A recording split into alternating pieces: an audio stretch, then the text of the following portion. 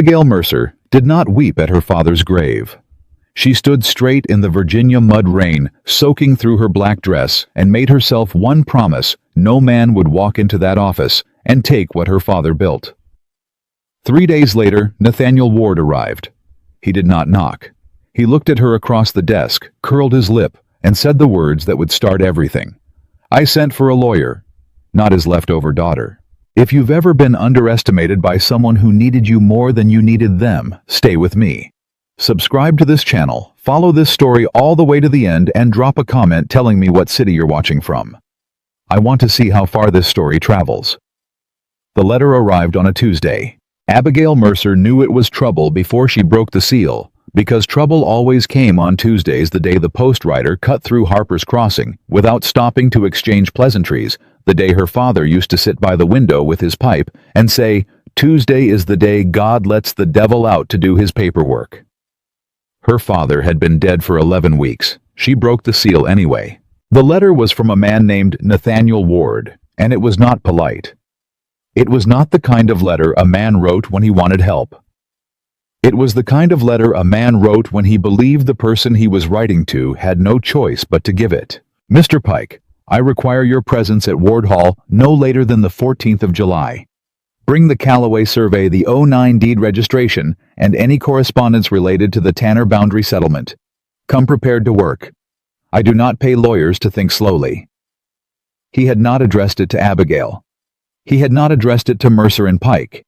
He had addressed it to Samuel Pike, Esquire, which was technically correct, since Samuel Pike was the only name above the door with a license behind it. But Samuel Pike had not written a coherent brief since February. Abigail set the letter on the desk that had been her father's desk, that was now her desk, even though nothing on the wall said so, and she looked at the stacks of files she had reorganized twice in the past month. She knew the Callaway survey. She had drafted the original response to it herself 2 summers ago, when her father's eyes had started failing him, and he'd begun leaving the harder reading for the morning when the light was better. She also knew that Nathaniel Ward owned 4,000 acres in the Shenandoah Valley, that he was currently in a land dispute with a man named Gerald Tanner, who claimed 1/4 of it through a disputed boundary settlement, and that if the matter went to hearing without proper preparation, Ward would lose. She had read everything. She always read everything. "Clara," she called. Her clerk appeared in the doorway. Clara Bell, 22 years old, sharper than most men twice her age, and the only person in Harper's Crossing who had never once suggested that Abigail ought to remarry or move in with a cousin. "The Ward letter," Abigail said. "I saw it." "Mr. Pike." Clara's expression answered that. Mr. Pike had been at the tavern since Monday afternoon and showed no signs of theological improvement. Abigail pressed her fingers flat against the desk. "Get the Callaway file, the Tanner correspondence, the county deed registry from 1809. She paused. "And get the good saddlebag, not the one with the broken clasp." "You're going yourself," Clara said. It was not a question. "Mr. Ward needs a lawyer by the 14th. Mr. Ward asked for Mr. Pike. "Mr. Ward asked for a lawyer," Abigail said. "He simply assumed they were the same thing." Ward Hall was not what she had expected. She had expected something cold and excessive, the kind of Virginia estate that existed to remind you of its owner's importance before he even opened the door. Wide columns, manicured approaches, servants stationed at intervals like decorative objects. Ward Hall had columns, yes, but the approach was dusty, and she could see from the gate that 2 fence posts on the east pasture had come down and hadn't been repaired. The flower beds along the front walk were alive but struggling.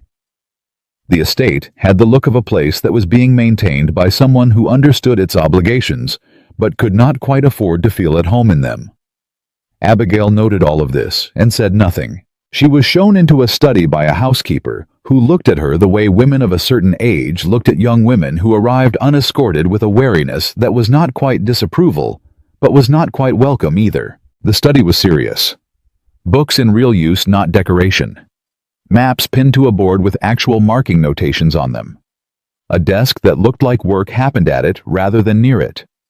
No portraits of ancestors arranged to suggest dynasty. Just one small painting of the valley hung slightly crooked, which told her more about Nathaniel Ward than his letter had. She set her saddlebags on the chair. She took out the Callaway file. She laid it open on the corner of his desk, not hers. She was aware of the distinction, and she waited. He came in 7 minutes later. He was tall. She registered that first, not because it was remarkable, but because his height was the kind that filled a doorway, without ducking the kind that made rooms feel they had been built for him rather than the other way around. Dark-coated, travel-dusty jaw set in the way of a man who had come from doing something physical and had not quite shifted back to civil. He looked at her. She looked at him. "I sent for a lawyer," he said. "Not his daughter." There it was. Abigail had prepared for this. She had prepared for worse. She had stood at her father's grave 11 weeks ago and told herself that if she was going to do this, if she was going to hold this office together, keep the clients protect. What her father had spent 30 years building, she was going to have to hear things like this without flinching. She did not flinch. "My father is dead, Mr. Ward," she said. "Mr. Pike is unable to travel at present, and I am the only person who has read your case. You are a woman. I am aware of that. So is your land. It doesn't seem to have affected the quality of the survey work." His jaw tightened. "This is not a matter for... Your deed registration from 1809 has a clerical error in the eastern boundary description," Abigail said. Not loud, not rushed, just clear and flat and exact the way her father had taught her to say the thing that needed to be said before the other person finished deciding not to listen. It references the Shenandoah survey marker from 1803, which was correctly recorded at the time. But in 1811, that marker was moved during a county road correction. The current Tanner claim is based on the assumption that the marker is where it appears on the 1811 county map. It isn't. The original placement was 12 yards south-southeast. Nathaniel Ward stopped. Not dramatically. Not in the way of a man struck by lightning. He stopped the way a man stops when he has been moving confidently in one direction and suddenly realizes the ground is different under his feet than he expected. "How do you know that?" he said. "Because I read the 1811 County Road Commission reports. Your previous attorneys did not." Silence. It was the kind of silence that had weight. He looked at her. She looked back at him. Outside, a horse shifted in the stable yard, and somewhere in the house a door closed, and neither of them moved. "Sit down," he said. "Thank you, Mr. Ward." "I did not offer because I wanted to," he said. "I offered because I need to hear the rest of it." "I know," said Abigail. And she sat. She talked for 2 hours. She laid out the case the way she had laid it out in her own notes, not beginning with the law, but beginning with the land, because the land was the thing that made men listen. She described the original grant, the 1803 survey, the error in the 1809 deed, the road correction, the missing secondary witness signature on the Tanner settlement document, and the 4 affidavits she had already drafted from individuals who had been working the eastern pasture in 1811 and could speak to the marker's original position. Nathaniel Ward sat across from her and did not interrupt. That surprised her. Most men interrupted. Most men waited for the moment they recognized something they already knew and jumped in to demonstrate they knew it, as though the conversation were a competition and comprehension were a point to be scored. This man was still. He watched her hands when she turned pages. He looked at the maps when she indicated them. He asked when she paused one question, a specific, precise question, and then returned to silence. He was, she realized, actually listening. That surprised her more than the listening itself. "The hearing date," he said when she reached the end. "Late September. If Tanner's attorney doesn't request an extension, he will request an extension. He knows his position is weaker than he presented it to his client, so I expect October. That gives us 3 months. 2.5 accounting for travel to the county seat and preparation time for witness testimony." He stood up, walked to the window, stood with his hands behind his back in the particular posture of a man who had learned somewhere that displaying uncertainty was a form of defeat. "Mr. Pike will argue the case," he said. "Yes." You will prepare it. That is how it has been done for some time, Mr. Ward. He turned. How long? She met his eyes. Since my father's eyesight began failing him, 3 years ago. And before that, I read everything he wrote, found what he missed, and placed the corrected brief on his desk before he submitted it. He was a thorough man, my father. He simply had more clients than ours. Another silence. Different from the first. This one had something else in it, not wariness, but something closer to reassessment, the sound a man's mind makes when it is quietly dismantling something it believed without examining. You read the road commission reports, he said. Every county between here and Winchester. No one else has done that. No one else thought it mattered. She kept her voice even. I thought it mattered because the Callaway case in 13 turned on a similar surveying inconsistency, and your situation had the same shape. I recognized it.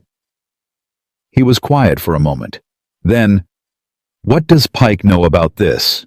He knows the general outline. He is capable of presenting it in court if I have prepared him adequately. Is he reliable? She could have lied. It would have been easier.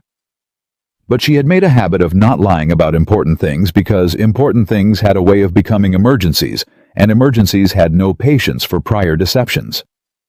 Mr. Pike is reliable in the mornings, she said. We schedule accordingly. Nathaniel Ward looked at her for a long moment. Then something shifted in his expression.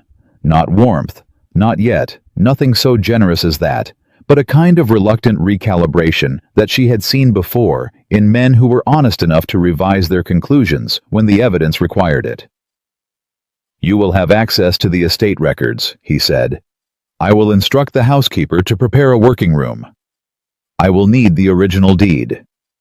You will have it, and the tax records for the eastern parcels back to 1806. I'll find them. And the name of every man who worked the eastern pasture boundary in 1811. He paused at that. That's 4 men from what I understand, based on the payroll records Mr. Pike's office received during the Tanner initial filing. She tilted her head. I know you have them, Mr. Ward. They were referenced in Tanner's discovery submission. You haven't provided them because your previous attorney advised you not to on the theory that withholding creates negotiation leverage. She set her pen down. Your previous attorney was wrong. In this case, those names are evidence in your favor. Withholding them looks like concealment. Producing them looks like confidence. We want to look like confidence. The silence after that was different again. He was looking at her as though seeing her for the first time. Not with admiration that would come later, and later still would be too little, but with the specific expression of a man who has been shown that the room he thought he knew has a door in it he never noticed. Miss Mercer, he said. Mr. Ward. I will see about those payroll records. Thank you. He started toward the door, stopped, did not turn around. Your father, he said. Was he a good attorney? He was an exceptional attorney, Abigail said. He also taught me everything I know, which suggests his judgment in certain matters was not limited to the law. A pause, the faintest change in the line of his shoulders. You may use the library, he said. The light is better there. And he left.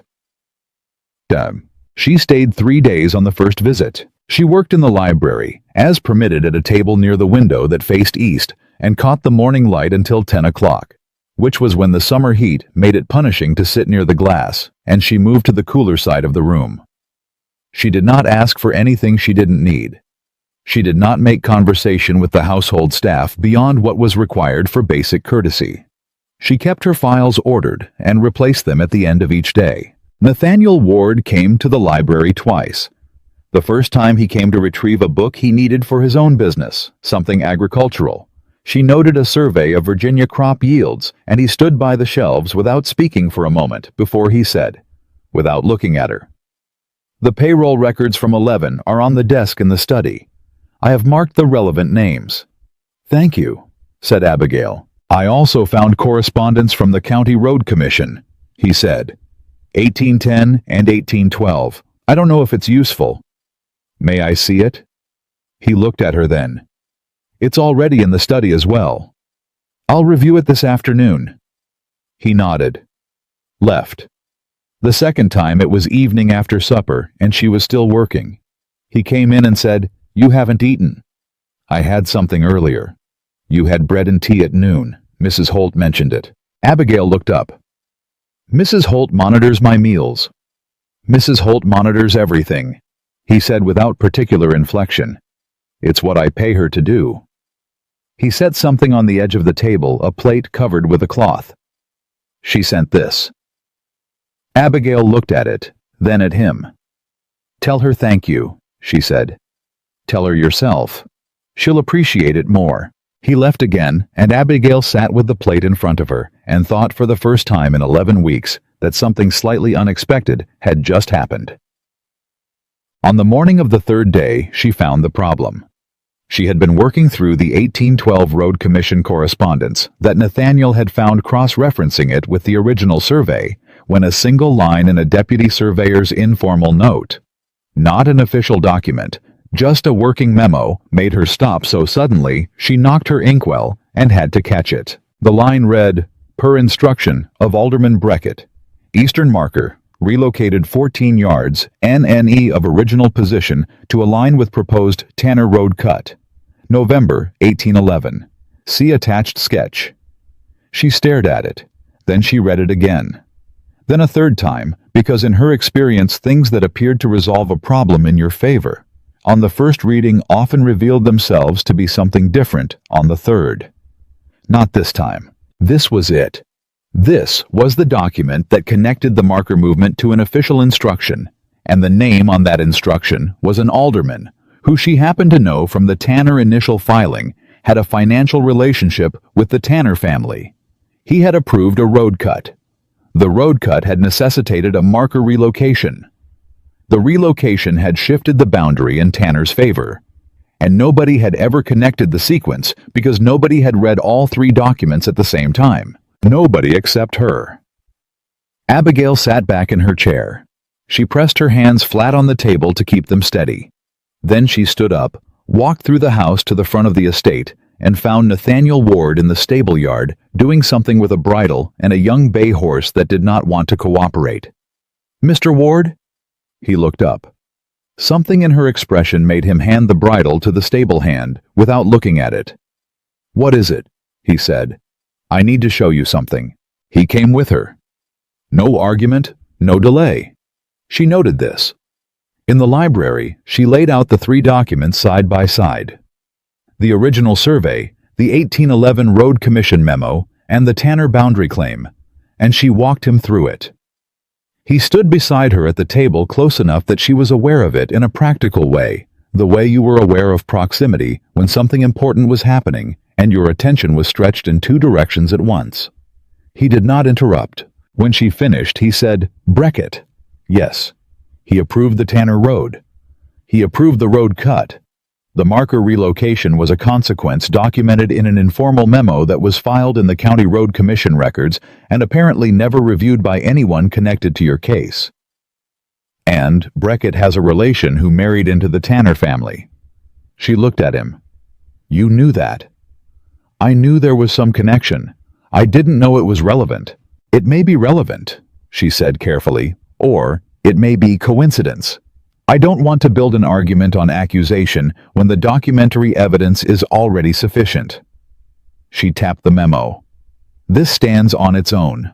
An official marker relocation undisclosed to the 1812 settlement negotiation materially altering the boundary described in the Tanner claim." "Fraud," he said.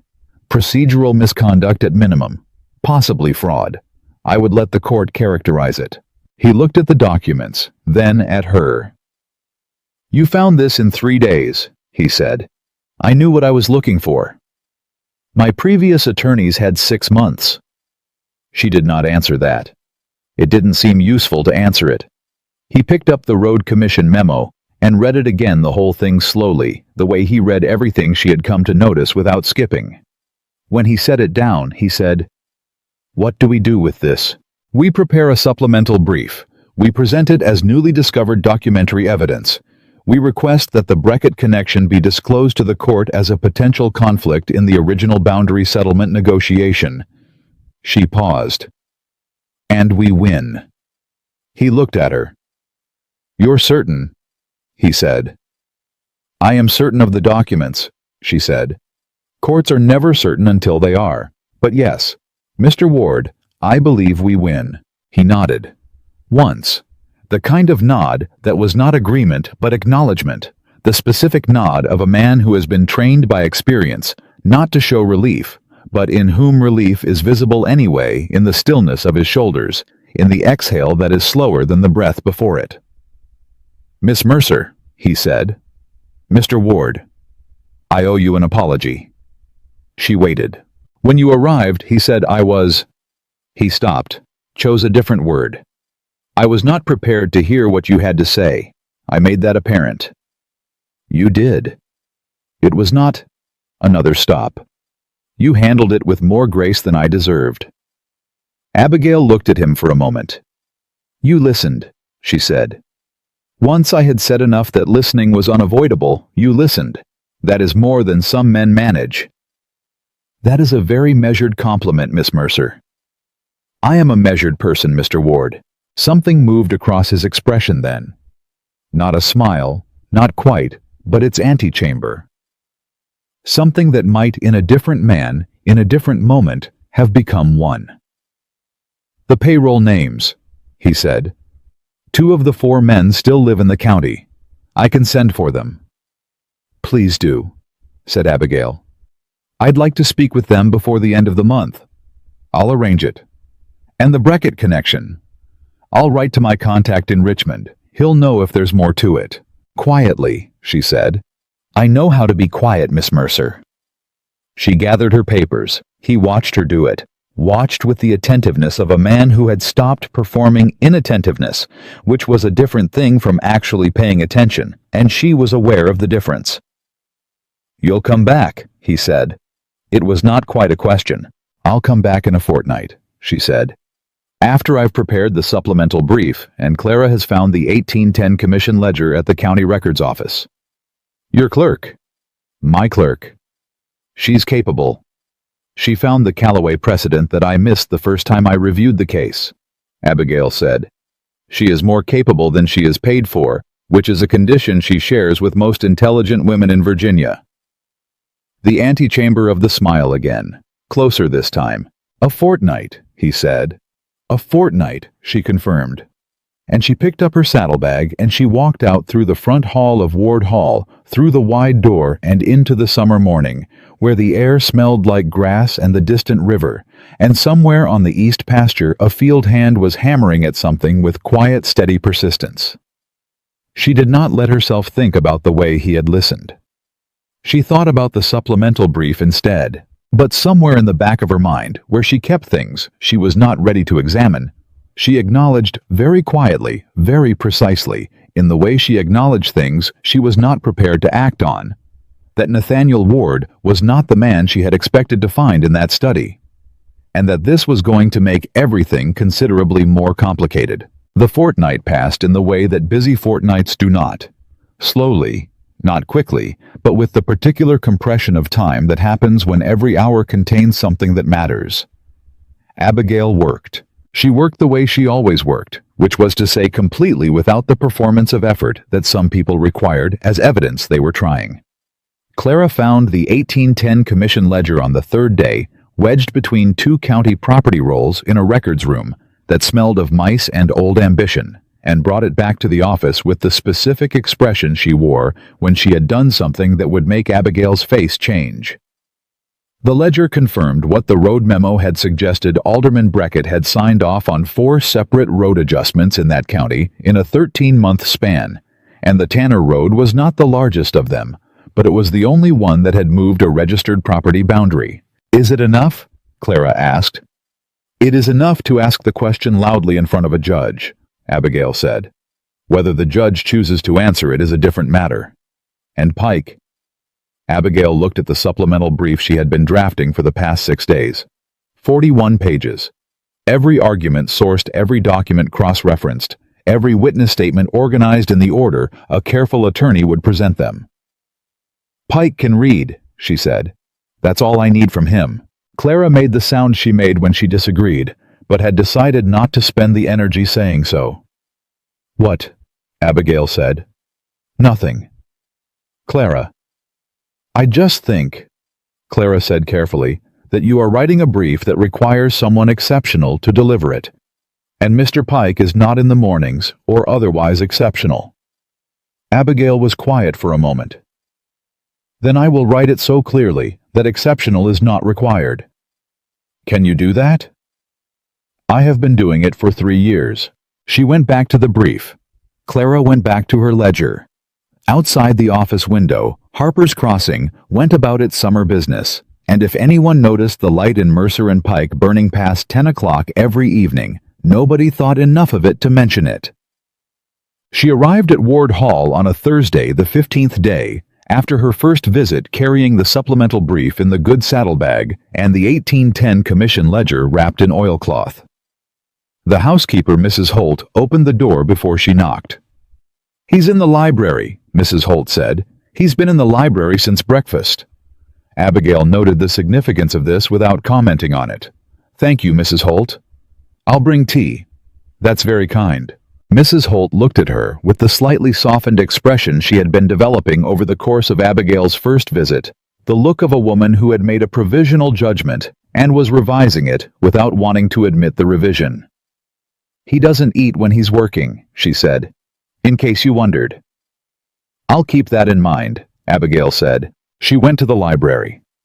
He was standing at the table, not sitting, standing with a map spread open in front of him, and one finger pressed on a point she recognized as the eastern boundary line.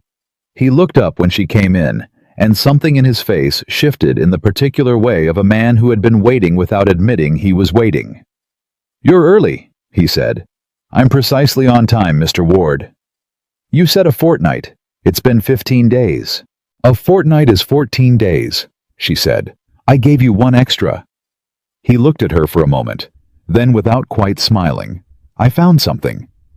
She set her bag on the table.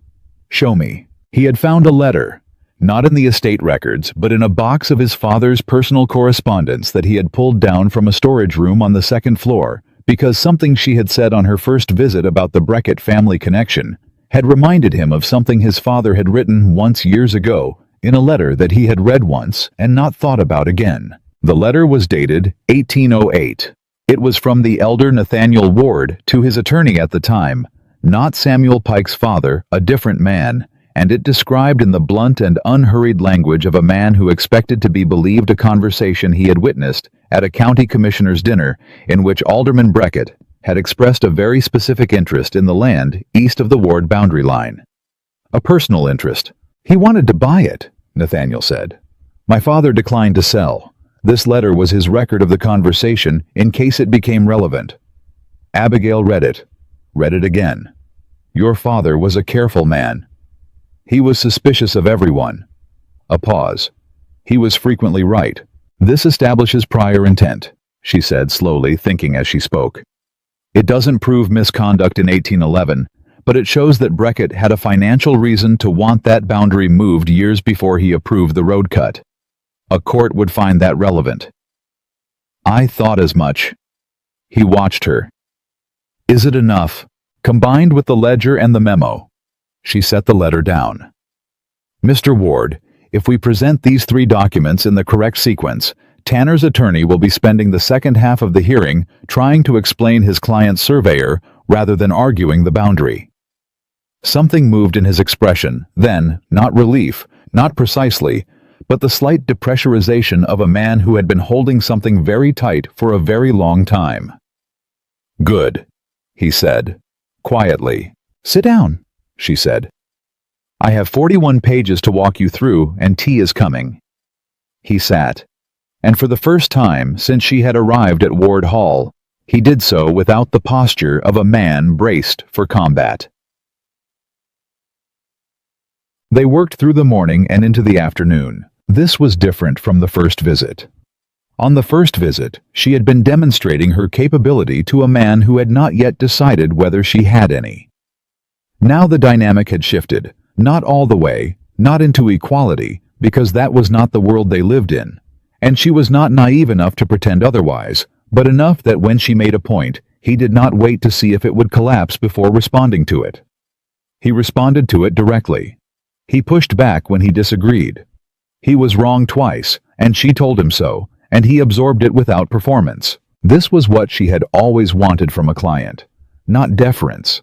Not the performative respect of a man who was being careful around her because she was a woman.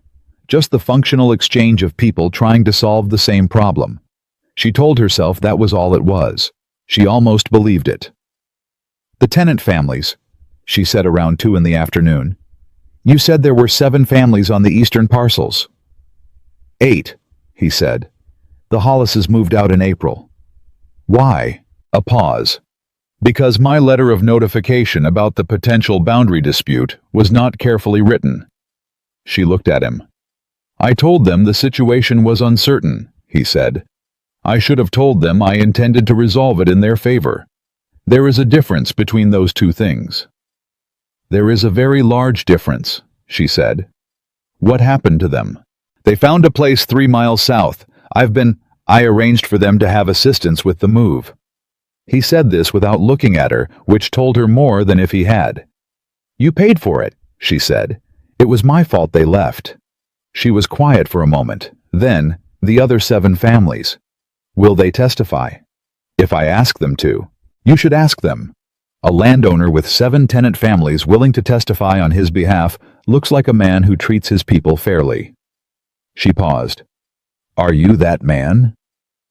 He looked at her then, directly. "I try to be." "That's an honest answer." "It's the only kind I know how to give." He picked up his coffee, set it down again. "Miss Mercer, there is something I need to tell you." She waited. "Elias Rourke has approached me." The name landed in the room like a stone in still water. "When?" she said. 2 weeks ago, before you returned." He looked at the table. "He came to the estate unannounced, said he had information about the Tanner dispute that my current legal representation might have overlooked." Abigail kept her voice level. "And what did you tell him?" "I told him my legal affairs were being handled satisfactorily." "And he said?" Nathaniel's jaw tightened in the particular way of a man repeating something that had made him angry. "He said he had it on good authority that Mr. Pike had not personally reviewed the case in some months, and that he would be concerned for the quality of representation I was receiving given the circumstances." "He knows," Abigail said. "He suspects. He doesn't know.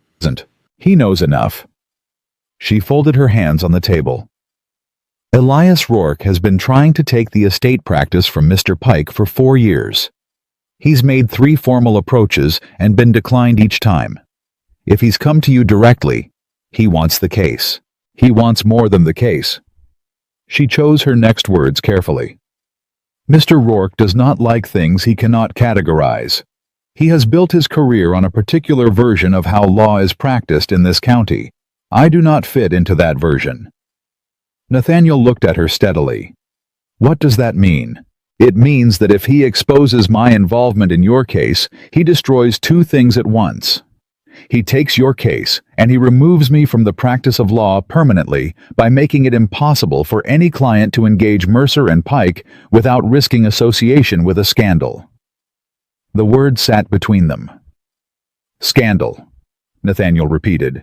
"A woman preparing legal briefs is irregular," she said. "A woman spending hours alone with a wealthy, unmarried male client is to certain minds something else entirely." His expression shifted. Something in it went very still. "He wouldn't." "He would," she said. Not angry, just certain. "He's done it before to a woman in Fredericksburg who ran her late husband's business accounts. The story he told about her was not accurate. It didn't need to be." Silence. "What do you want to do?" he said. "I want to finish this case," she said. "I want to win it, and I want to do it before Mr. Rourke has enough information to make his move." "How long do we have?" "I don't know, which means we treat it as not long." She pulled the brief toward her. "How quickly can you get the tenant witnesses organized?" "A week." "Do it in 5 days." He nodded. No argument. She noticed this. She filed it next to the other things she was not examining. The witnesses came on a Saturday. There were 4 of them. The 2 men from the payroll records who still lived in the county, plus an elderly woman named Mrs. Farrow, who had been keeping the eastern fence line for 40 years and knew every inch of it, and a young man named Daniel Kress, who had been a surveyor's apprentice in 1811 and remembered the marker move with the specific clarity that embarrassing professional memories tend to preserve. Abigail spoke to each of them separately. She did not write their words for them. She asked questions and listened and wrote down what they said in their own language, because juries and judges heard the difference between a person talking and a person reciting, and she needed them to talk. Nathaniel sat in on each conversation. He didn't speak. He sat to the side and watched, and once or twice she caught him looking at her. Not at the witnesses, not at the documents, but at her with an expression she could not fully read and chose not to try. After the last witness left the young surveyor's apprentice, who was now a man of 30 with a wife and 2 children, and a very good memory, Nathaniel said, "You're good at that." "At what?" "Making people feel that what they remember matters." "It does matter," she said. "You make them feel it," he said. "There's a difference." She looked at him. "You watch closely, Mr. Ward. It's useful." He paused. "My father used to say that the most important thing a man could do in any room was watch who the other people were when they thought they weren't being observed." He sounds like he was perceptive. He was. He was also not an easy man to grow up with. He said this without self-pity, in the flat, factual tone of someone who had long since made peace with a complicated truth. He had very clear ideas about what Ward Hall required of its heir. "And you have met those requirements." "I have maintained the land." That's what he asked for. He was quiet. "Whether I have met the other requirements is a different question." She waited because he seemed to be saying something that he had not said before, and she did not want to stop it. "He wanted a son who was certain," Nathaniel said. "Certain of his place, certain of his decisions, certain of who he was in relation to other people." He paused. "I have learned to appear certain. I am not always sure that's the same thing." Abigail did not respond immediately. She thought about what she was going to say, because this was the kind of moment where the wrong word did as much damage as no word at all. "My father," she said finally, "used to tell me that the difference between a good attorney and a great one was not certainty. It was the willingness to revise." She picked up her pen. "Certain men don't read the road commission reports. They already know what they need to know." He looked at her. Something in his face was different from every other expression she had seen there. Not softer exactly. He was not a soft man. She did not think softness was in his construction, but open. Like a door that had been unlocked without fanfare simply by the application of the right key. "Your father taught you well," he said. "He did," she said. "I try to deserve it." And then she looked back down at her notes, because the alternative was to keep looking at Nathaniel Ward, and she had already decided that was not a direction she was going to let herself travel. The letter arrived on a Monday. It was addressed to Samuel Pike at the office, in handwriting. Abigail recognized from the Tanner initial filing the cramped, aggressive script of a man who had learned penmanship as performance rather than communication. She opened it. She read it once. Then she called for Clara. "Get Pike," she said. "Sober or not, I need him here in an hour." Faden. Clara looked at the letter. Her expression did not change, which was how Abigail knew she understood exactly how serious it was. "I'll go myself." The letter was from Elias Rourke's office. It was addressed to Pike professionally, but written with no particular subtlety for Abigail. It noted that Mr. Rourke had become aware of certain irregularities in the preparation of documents filed by Mercer and Pike in relation to the Ward estate matter. It expressed concern very formally, very precisely, for the integrity of said documents, given questions about who had actually prepared them. It suggested that Mr. Pike might wish to clarify the matter before it was raised before the County Bar Association. It was not a threat. It was better than a threat. It was a warning delivered with enough professional courtesy that if she responded defensively, she would look guilty, and if she didn't respond at all, she would look the same. Pike arrived 40 minutes later, rumpled and sober enough to understand the letter when she put it in front of him. He read it with the expression of a man watching a storm approach from a distance he had once thought was safe. "He's going to the bar," Pike said. "Not yet. He's telling us he can." "Abigail." "He wants us to panic," she said. "He wants us to make an error. He wants you to distance yourself from the case, or offer me up as the problem, so that he can come in and take the Ward case with a clean record and a grateful client." "Can he prove anything?" She looked at Pike. She had known this man for 15 years, had worked beside him and behind him and in front of him when he didn't know it, and she knew his limits as well as she knew the county deed records.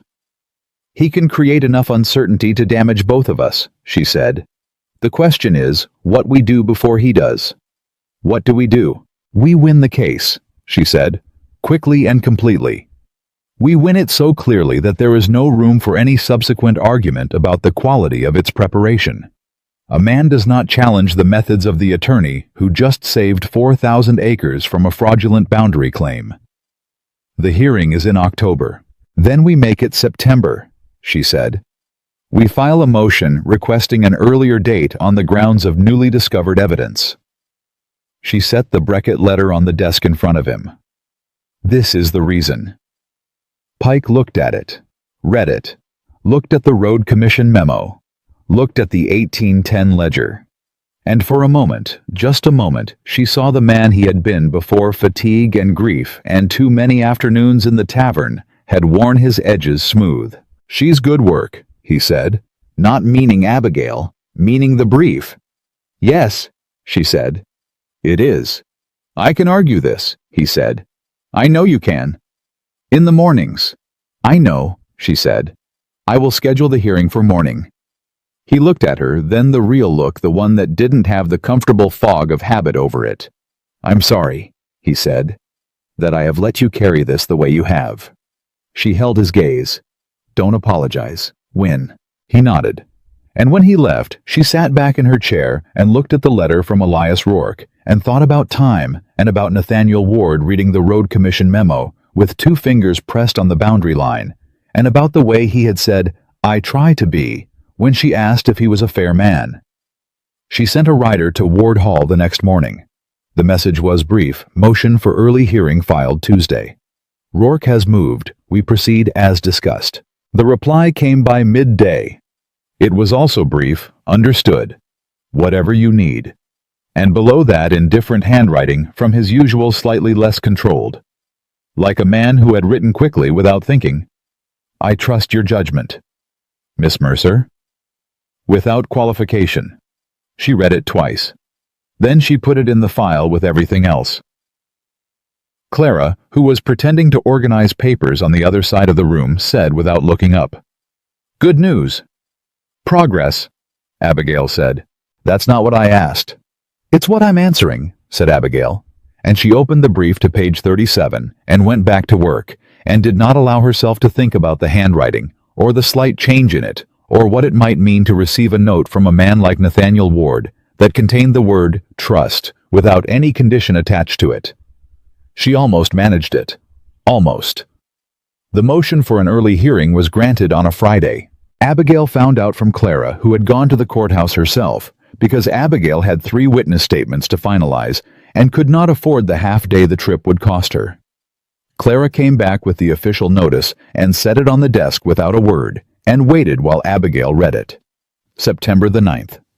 31 days. Rourke filed an objection to the early date, Clara said. Of course he did.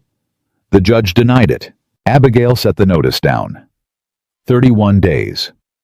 She ran through the remaining work in her mind the way she always did, not with anxiety, but with the precise inventory of a person who knows exactly what is left to carry and is calculating whether her arms are long enough. Witness preparation. The supplemental brief. Pike's rehearsal. the tenant family affidavits, the Beckett documents organized in presentation order. "It's enough time," she said. More to herself than to Clara. "It's barely enough time. That's what I said." She sent a writer to Ward Hall within the hour. This time she didn't just send a message. She sent a copy of the notice, and a list of everything that still needed to happen before September 9th, organized by week, with the names of the people responsible for each item written clearly beside it. Nathaniel's reply came the next morning, and it was longer than usual. "I have already sent for the tenant witnesses and arranged their travel to the county seat. Daniel Kress has agreed to give testimony and will arrive the day before the hearing.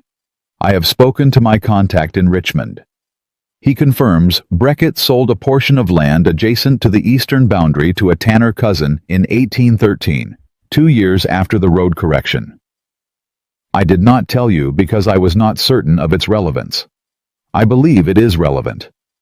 Forgive the delay. N. Ward." She read it at the office desk with Clara watching from the doorway. "Well?" Clara said. Abigail set the letter down. "He found something." "Good something or bad something?" "Very good something." She picked up her pen. "Get me the Tanner family land records from the county registry. Everything after 1811. That'll take 2 days. Then start today."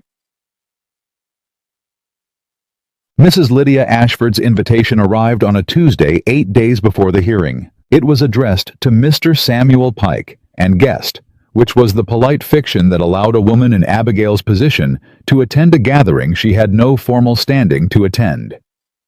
The dinner was at Ashford House in Washington City, 3 hours ride overnight stay required, and the guest list as Clara confirmed through the particular intelligence network that sharp-eyed women in small offices maintained, without anyone official acknowledging it existed, included 4 county judges, 2 Richmond attorneys, the local land commissioner, and Elias Rourke. "Don't go," Clara said.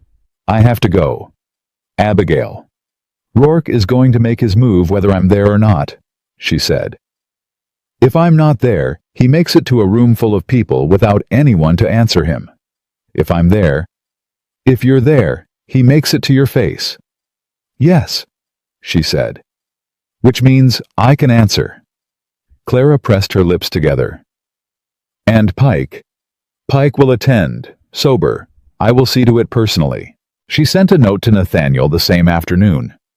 She told him about the dinner, told him Rourke would be there, told him she intended to attend, and why. She did not ask his permission.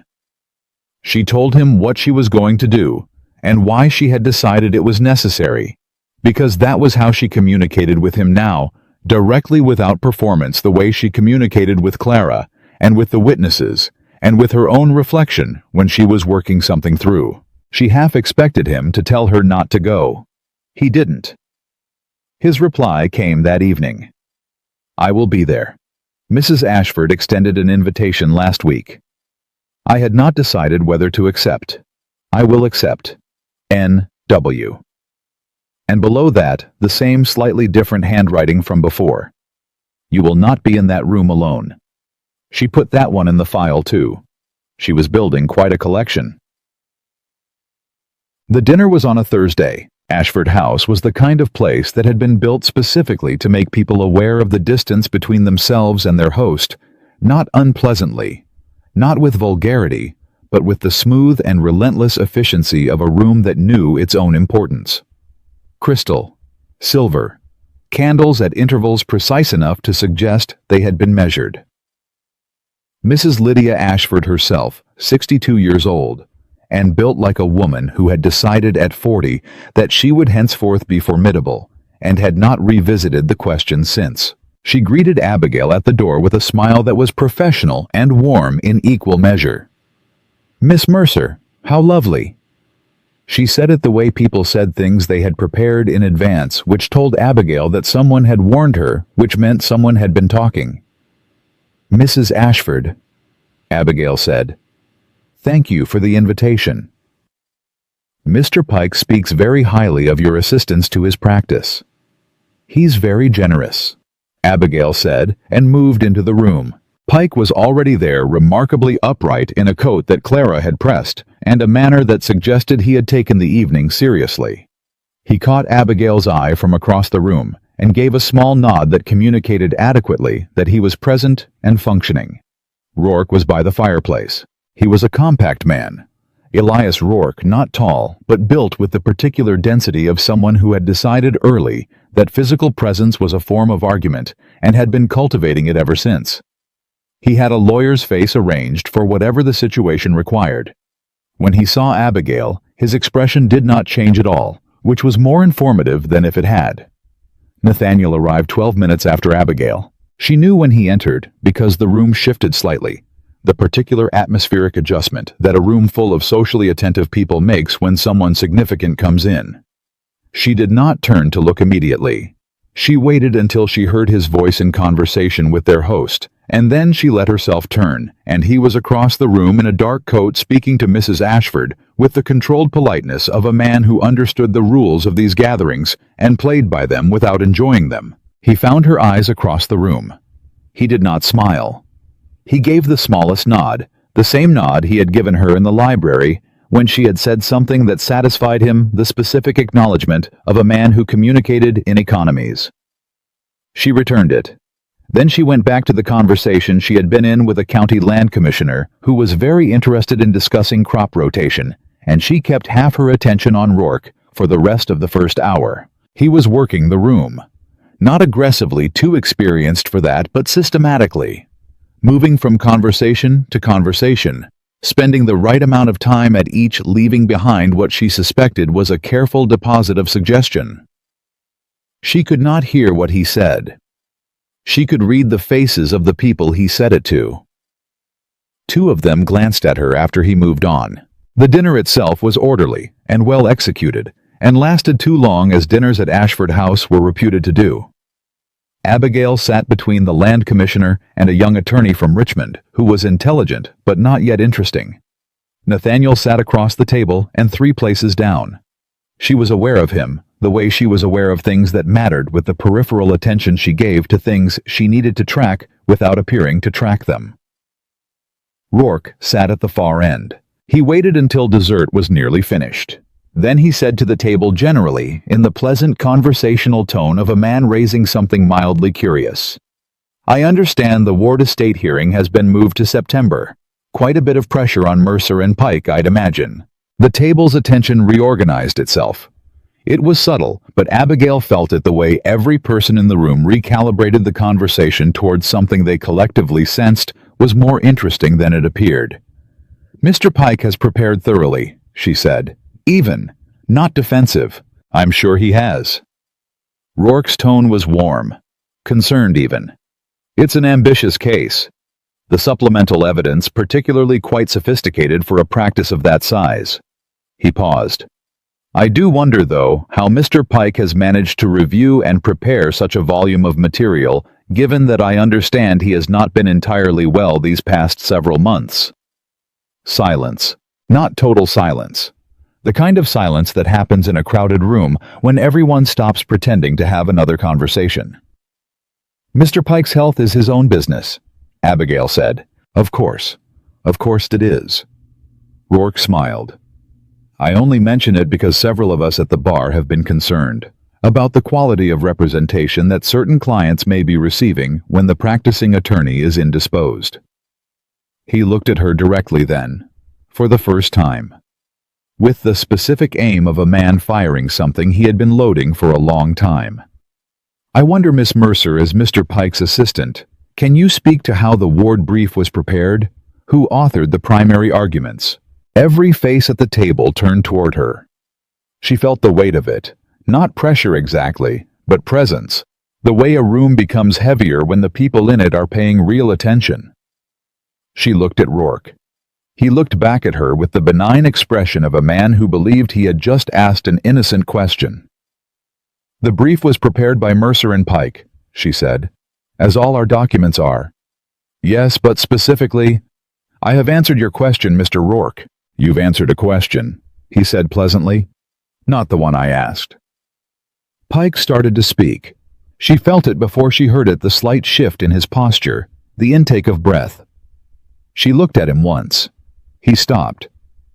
"What is the question you are actually asking?" she said to Rourke. He had the grace to let a moment pass before he answered. It was a performer's grace, the pause that tells the audience something significant is coming. "I am asking Miss Mercer whether it is possible that certain documents filed in Mr. Ward's case were prepared primarily by someone who does not hold a license to practice law in this state. And if so, whether those documents are legally speaking valid." The table had gone fully quiet. Mrs. Ashford, to her considerable credit, did not look entertained. She looked like a woman watching a fire she had not started and was now responsible for containing. Abigail did not look at Nathaniel. She would not look at him. She looked at Rourke, and she said with the same level voice she used for everything that mattered, "If you have found an error in my argument, Mr. Rourke, I would be grateful if you named it. We could discuss it on its merits, which is how legal arguments are customarily evaluated. If what you have found is only that I am a woman, I assure you the court was aware of that before you were." Someone at the table made a sound that might have been a laugh quickly suppressed. Rourke's expression did not change, but something behind it did. She had not given him the reaction he was looking for: shame or fury, or the stumbling defense of a person caught in something, and the absence of that reaction had not gone unnoticed by the room.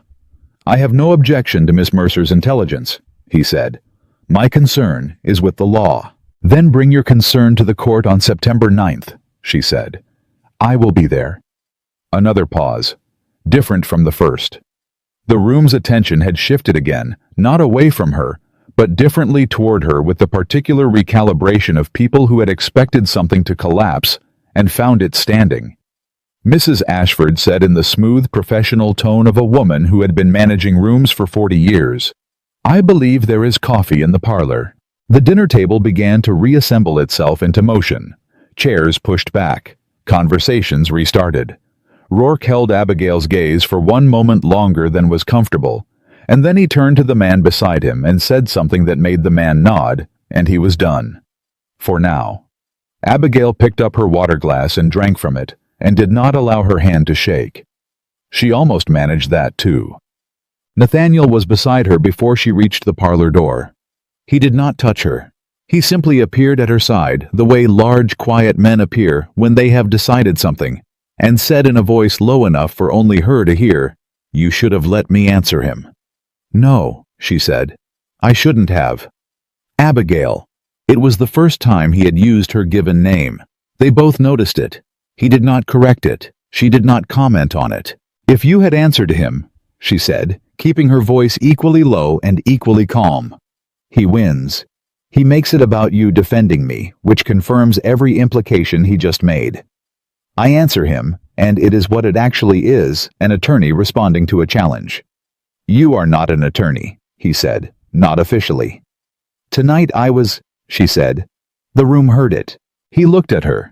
In the candlelight from the parlor doorway, his expression was something she had not seen from him before. Not the recalibration she had catalogued, not the controlled assessment, but something more unguarded than that. Something that looked like it cost him to hold in. "He's going to file something," Nathaniel said. "I know." "Before the hearing?" "Yes." "Can we?" He stopped, started again. "What do we need to do?" "We need to be ready," she said. "We need the supplemental evidence organized and the witnesses prepared and Pike rehearsed and the Beckett documents in the correct sequence, and we need to walk into that courthouse on September 9th, knowing we are more prepared than anyone else in the room." "We are," he said, without hesitation. She looked at him. "You have prepared this case the way it should be prepared," he said. "I have watched you do it. I have seen the work. I am not uncertain about this." He held her gaze. "Are you?" She thought about it. Genuinely thought about it, which was what she did when someone asked her a real question. She didn't answer it until she had checked it against what she actually knew. "No," she said. "Then we are ready." She almost said something else, something that was not about the case. She felt it at the edge of the moment, the thing she had been keeping in the file with his letters, the thing she had been not examining with deliberate and disciplined efficiency for 7 weeks. She did not say it. "I should speak to Pike," she said instead. Make sure he understood what just happened.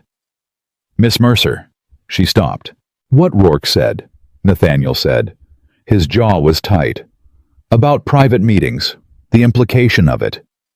I understood the implication. I want you to know. He stopped. Something moved through his expression that was not comfortable to watch, because it was too honest for a man who had spent his life calibrating how much of himself to show. I would not permit anyone to speak of you that way if I could prevent it. I know, she said. You should not have to, Mr. Ward. She turned to face him fully. I have been managing the way people speak about me for as long as I have been doing this work. I do not need you to be angry on my behalf. I need you to trust that I know what I am doing. She paused. Can you do that? He looked at her for a long moment. I can do that, he said. I don't have to like doing it. No, she agreed. You don't. She went to find Pike. Nathaniel watched her go.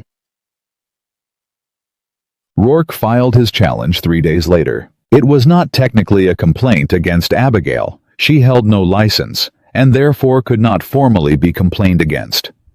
It was a challenge to the admissibility of the supplemental evidence in the Ward hearing on the grounds that the documents had been identified and organized by an unlicensed individual, and therefore could not be certified by the licensed attorney of record, who had the challenge implied with considerable delicacy, not personally reviewed them. It was elegant. She gave him that. He's not trying to win the challenge, she told Pike when they sat together going through it. He's trying to slow us down. Force us to spend the next week responding to this instead of preparing for the hearing. Can he succeed? Pike said. Not if we file a response by Friday. Pike looked at his hands. There are things I should have done differently. In recent years, Samuel. She used his given name, which she rarely did. He looked up. We are going to win this case. After that, there are other conversations to have. Right now, I need you to sign the response brief when I have it ready. I'll do more than sign it, he said. I'll read it. I know you will. Every page, he said. In the morning. Every page, she agreed. She wrote the response in 2 days. She sent a copy to Nathaniel with a note explaining the challenge and what it meant. His reply came within the hour he had clearly been waiting for it. Do what you need to do. I am writing to every man on that witness list myself tonight and asking them personally to be ready. They will be there. N.W. And then Rourke came to Ward Hall this afternoon. I told him the case was being handled by my attorneys and asked him to leave. He left. He did not look like a man who intends to stop. She read that 3 times. Then she set it down and went back to the brief. The response was filed Friday morning. By Friday afternoon, Elias Rourke had done the thing she had known somewhere in the disciplined back of her mind that he would eventually do. He had talked to someone. Several someones, if the speed of it was any indication. By Friday evening, there were 3 separate conversations happening in Harper's Crossing, she knew, because Clara heard them and reported them with the flat precision of a woman delivering bad news she thinks you can handle about Abigail Mercer and Nathaniel Ward, and the hours they had spent together at Ward Hall, and what a young woman in a vulnerable professional position might do to secure the patronage of a wealthy unmarried client. The conversations were not kind, they were not accurate, and they were spreading with the particular speed that damaging stories about women have always traveled faster than truth, further than evidence, and attached to the kind of knowing nod that required no proof because the accusation itself was the proof. Abigail sat at her father's desk on Friday night and read through the Beckett documents one more time. Not because she needed to, because she needed her hands to be doing something her mind trusted. Clara appeared in the doorway at 9 o'clock. Go home, Abigail said. There's something else, Clara said. Abigail looked up. Mr. Ward is here. She had not expected that. She had been many things in the past week, prepared afraid, in the way she was afraid of things she refused to stop doing. Angry, in the way she was angry at things that were unjust and large and old. But she had not been expecting Nathaniel Ward to ride 3 hours to Harper's Crossing on a Friday evening. She went to the front of the office. He was standing in the doorway, hat in his hand, still in his riding coat. He had come directly. He had not even stopped to change. "You've heard?" she said. "I've heard." His voice was controlled, but under the control was something she had not heard there before. Something with edges. "Tell me what you need." "I need you to go home," she said. "Abigail." "I need you to go home," she repeated. "Because if you are seen here tonight, it becomes exactly the story he wants it to be." He stopped. She watched the understanding move through him.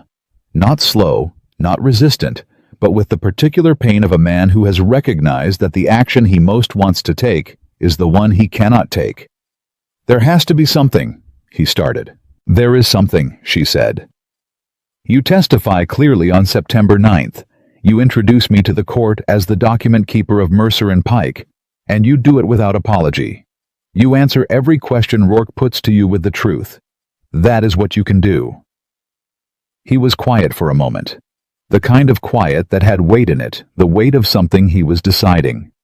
"I want to marry you," he said. The words landed so simply that it took her a moment to hear them correctly.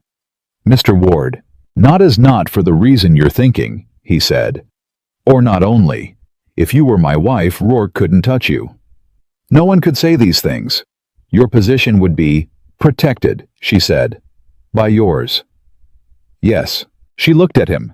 She had known this man for 7 weeks. She had seen him listen when most men talked, seen him revise when most men dug in, seen him send a note that said without qualification and mean it.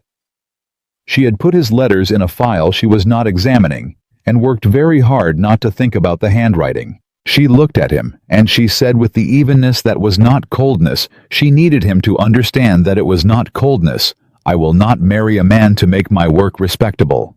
He started to speak. "My work was respectable," she said, "before you noticed it, before Rourke threatened it, before tonight. It has been respectable for 3 years, and it will be respectable when this hearing is over, and I am still here doing it." She held his gaze. "I will not rescue it by attaching it to your name. That is not a rescue. That is a different kind of erasure." The silence after that was the longest of all the silences she had collected in 7 weeks of knowing him. He looked at her. She looked back. The office was quiet around them, and somewhere outside a night bird called once, and then stopped, and neither of them moved. "I understand," he said finally. His voice was different when he said it. Not cold, not wounded. Just changed. The way a man's voice changes when he has been shown something true that he had not fully understood before, and has chosen to receive it instead of arguing with it. "Go home," she said, gently this time. "Get some sleep. In 12 days we walk into that courthouse, and we end this." He put his hat back on. He looked at her for one more moment, the longest of all the moments she had collected. And then he said very quietly, "You are the most remarkable person I have encountered in my life, Miss Mercer." She did not answer that. She could not answer that, and remain on the right side of everything she had decided. He left. She went back to her father's desk, and she sat down and she looked at the Beckett documents spread in front of her, and she allowed herself for exactly 60 seconds to feel the full weight of what had just happened in that doorway. Then she picked up her pen, and she went back to work. The 12 days before the hearing were the longest of Abigail's professional life, not because she was unprepared. She was more prepared than she had ever been for anything. The brief was complete. The witnesses were organized. The Beckett documents were arranged in a sequence so logical and clean that even a judge who had already decided against her would find it difficult to look away from them. She had rehearsed Pike through the opening argument 4 times, twice in the morning, twice in the evening of the day before, until the words were in his mouth, with enough repetition that even nerves wouldn't dislodge them. The 12 days were long because she was waiting, and waiting was the thing she had always managed worst. Clara knew. Clara didn't say anything about it, which was its own form of saying everything. She brought extra coffee in the mornings and stayed later than her hours required. and once on the third day, set a hand briefly on Abigail's shoulder when she passed behind her chair, just briefly. Just enough to say, "I know," without making it a conversation, and then moved on without comment. Nathaniel wrote twice. The first letter was practical. Witness confirmations, travel arrangements. A note that his Richmond contact had located an additional document, a surveyor's invoice from 1811, that listed the Tanner property as the billing address for the marker relocation work. Abigail read it and went immediately to add it to the Beckett sequence because it closed the last gap in the chain of evidence she had been carrying for weeks, like a weight she didn't dare set down. The second letter was not practical. It was short. 3 sentences. "I have been thinking about what you said in the doorway. You were right.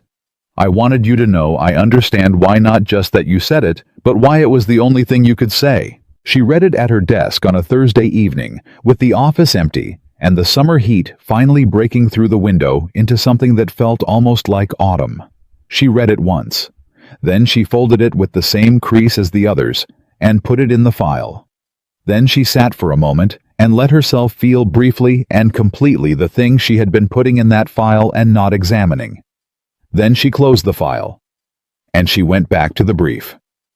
The morning of September 9th arrived the way important mornings always do, ordinary at first, just light and sound and the smell of the town waking up, and then the weight of it settling in as you remember what the day is. Abigail was dressed before dawn. Clara arrived at the office at 5:30 with 2 cups of coffee and the specific expression of a person who has decided to be calm because someone needs to be. They went through the documents one final time, not because anything would have changed overnight, but because the ritual of it helped the familiar motion of page and cross-reference, and the knowledge that every item was where it was supposed to be. At 6 o'clock there was a knock at the office door. Not Pike's knock. She knew Pike's knock, which was always slightly apologetic, as though he regretted the interruption before he'd made it. This was different. Solid. Once. She opened the door. It was Mrs. Farrow's son, the elderly woman, who had been their fence-line witness. He was 17, wide-eyed and breathing like he'd run. "Ma'am," he said, "my mother sent me. She says to tell you Mr. Pike is at our house. He came to us this morning early before light, and he's—" The boy stopped, searched for a word. "He isn't well, ma'am." Abigail stood very still. "How unwell?" she said. "The doctor came already. He says it's his chest. He says he shouldn't travel today and—" The boy hesitated. "He says maybe not for some weeks." Behind her she heard Clara set her coffee cup down. The sound of it was very clear in the silence. "Tell your mother I'll come directly," Abigail said. "Tell her to keep him warm and don't let him try to get up." She turned back into the office, and her hands were already moving the brief, the documents, the leather case she had prepared for today, her hands doing what they always did when her mind was working through something at speed. "Abigail," Clara said. "I know." "There's no one else." "I know, Clara." "What are you going to do?" She picked up the leather case, checked the clasp, set it back on the desk and looked at it. Samuel Pike was the only licensed attorney in Mercer and Pike. Without him, she had no one to stand at the front of that courtroom and speak the words she had written. The hearing would be continued. Rourke would have everything he needed. The delay, the confusion, the narrative of incompetence that he had been carefully building since August. Nathaniel would lose the September date and possibly the momentum that came with it. The witnesses would have to be called again.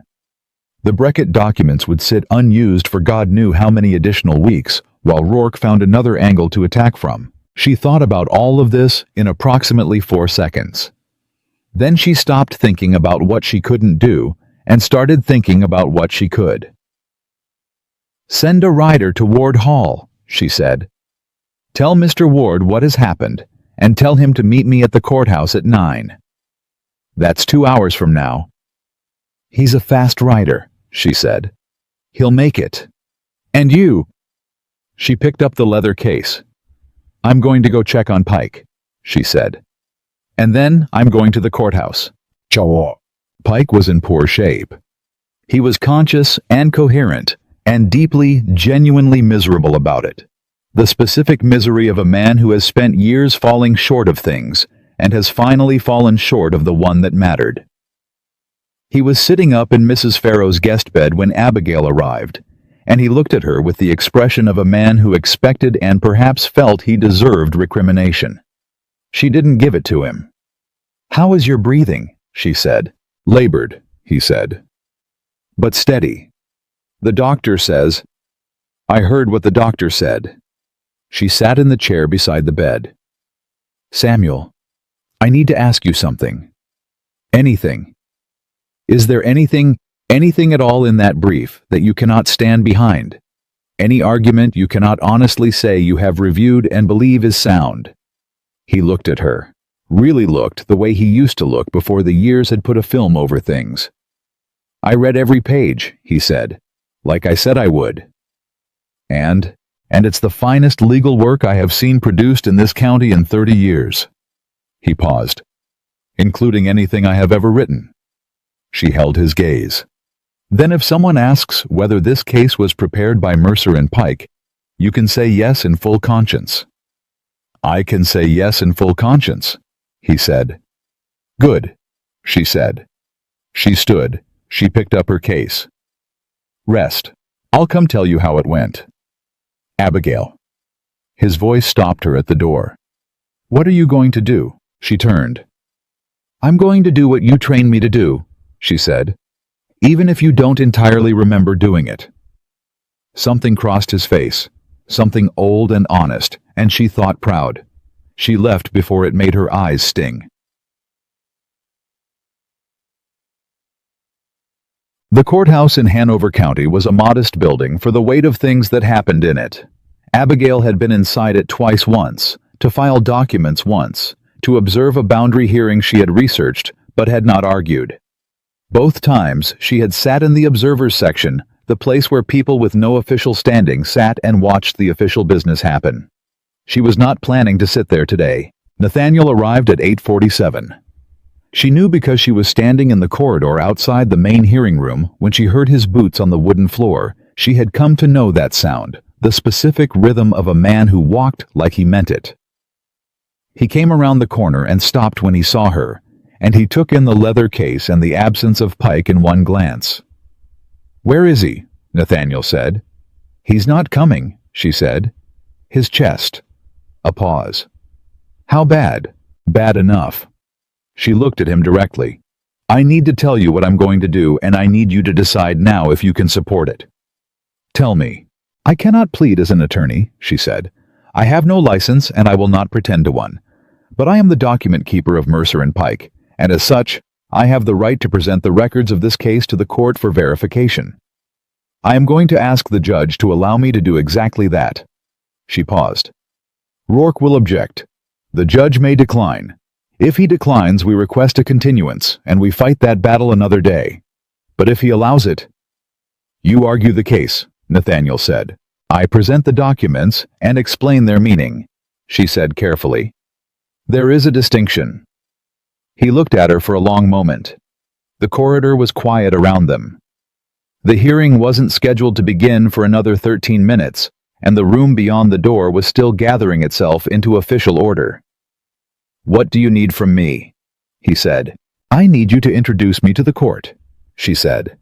"When the judge asks who represents the Ward estate, I need you to stand and tell him that Mercer and Pike prepared this case, that Mr. Pike is ill and unable to attend, and that I am present as the office's document keeper with full knowledge of every record in this case." She held his gaze. "I need you to say that without hesitation, without apology, like it is simply true, which it is." He didn't hesitate, not for a single second. "That's all you need," he said. "That's all." "Then let's go in," he said. The hearing room was not full. These things rarely were unless the stakes were publicly known, and the Ward-Tanner boundary matter had not attracted the kind of open attention that put spectators in seats. But the people who were there were the people who mattered. Judge Harlan Morse at the bench, a man of 60, who had been on the county bench for 22 years and had the particular expression of someone who had seen enough to be surprised by very little. The Tanner legal team. 2 attorneys, one of whom was Elias Rourke, who arrived 30 seconds after Abigail and took his seat with the controlled ease of a man who believed the morning would go as planned. He looked at her when he sat down. Just looked. The expression on his face was not what she expected. It was not contempt. It was closer to curiosity, the expression of a man who had made a plan and was not yet sure whether what he was seeing represented a complication. She gave him nothing back. She set her case on the table and opened it and arranged the documents in the order she had decided on 3 weeks ago. Judge Morse called the hearing to order. "Mercer and Pike representing the Ward estate," he said, reading from the docket. "I see Mr. Ward present. Where is Mr. Pike?" Nathaniel stood. He stood the way he did everything fully without performance, with the specific solidity of a man who had decided what he was going to do and was doing it. "Your Honor," he said, "Mr. Pike is ill and unable to attend today's hearing. The case for my estate was prepared by Mercer and Pike, and Miss Abigail Mercer is present as the office's document keeper. She has complete knowledge of every record in this matter, and I am requesting the court allow her to present the documentary evidence." Silence. Judge Morse looked at Nathaniel, then at Abigail, then back to Nathaniel. Rourke was on his feet before the judge spoke. "Your Honor, I must object. Miss Mercer holds no license." "I am aware of what Miss Mercer holds, Mr. Rourke," the judge said in the tone of a man who did not appreciate being told things he already knew. He looked at Abigail. "Miss Mercer, what is your role in this office?" She stood. "I am the document keeper and primary researcher of Mercer and Pike, Your Honor. I have organized, cross-referenced, and maintained every document in this matter since the case began. Mr. Pike has reviewed and certified the brief. I am requesting permission to present the records for the court's examination, not to plead as an attorney, but to clarify the documents as the person most familiar with their content and origin." Rourke said, "Your Honor, this is a clear attempt to circumvent Mr. Rourke." The judge's voice dropped in temperature by several degrees. "You will have your opportunity to speak." Rourke sat. His jaw was tight. Judge Morse looked at Abigail for a long moment. She did not look away. She did not perform confidence. She simply stood in the fact of what she knew, which was everything about this case, and let that stand for itself. "I will allow Miss Mercer to present the documentary records," the judge said. "Any legal argument will be noted as proceeding from the prepared brief of Mercer and Pike. Is that understood?" "Yes, Your Honor," Abigail said. From across the room she heard Rourke exhale. It was not quite a sound of defeat. He was too controlled for that, but it was the sound of a man adjusting his plan. She sat down, and Nathaniel sat beside her, and he said nothing, but his hand moved on the table beside hers, not touching, just close, just present, and she did not move hers away. Rourke opened for the Tanner side. He was good. She had always known he was good. She had read his work and watched him in the corridor this morning, and understood exactly the kind of opponent she was dealing with. He presented the Tanner boundary claim with clarity and appropriate confidence. He walked the court through the 1812 survey, the boundary settlement, and the established eastern marker position. He was careful not to make sweeping statements. He built his case incrementally, the way a man builds a wall stone by stone, until the structure is there before you quite noticed it being assembled. He spent 15 minutes on the supplemental evidence question. He didn't call it fraudulent. He didn't say it was improperly prepared.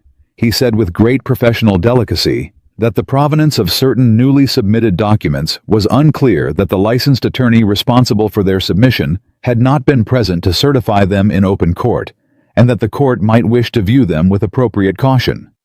It was well done. Abigail rose when Morse indicated her. She did not begin with the law, she began with the land. "Your Honor," she said, "I would like to direct the court's attention to the original Ward land grant dated 1797. She placed the document on the clerk's table. This grant establishes the eastern boundary of the Ward estate by reference to a survey marker placed in the same year. I would like now to present the 1803 county survey, which confirms the marker's position." She placed the second document. "And the 1809 deed registration, which records the eastern boundary by reference to that same 1803 position." She kept her voice even. Not loud, not performed. Just clear the way her father had taught her. Speak to the person in the room who is paying the least attention, and everyone else will hear you. I now present the 1811 County Road Commission memo, she said. She said it before the court. This document, which was not presented by the Tanner legal team, though it was available in the county records office, records the official relocation of the eastern boundary marker. It was relocated per this memo 14 yards north-northeast of its original position at the instruction of Alderman Breckett to accommodate a proposed road cut. The room was very quiet. That relocation, she continued, is the origin of the Tanner boundary claim. The claim is based on the marker's current position, the 1811 position. It does not account for the fact that the marker was moved after the boundary was legally established, and that the movement was never disclosed during the 1812 boundary settlement negotiation. Rourke said, "Your Honor, you will have an opportunity to respond, Mr. Rourke," the judge said. He was leaning forward slightly.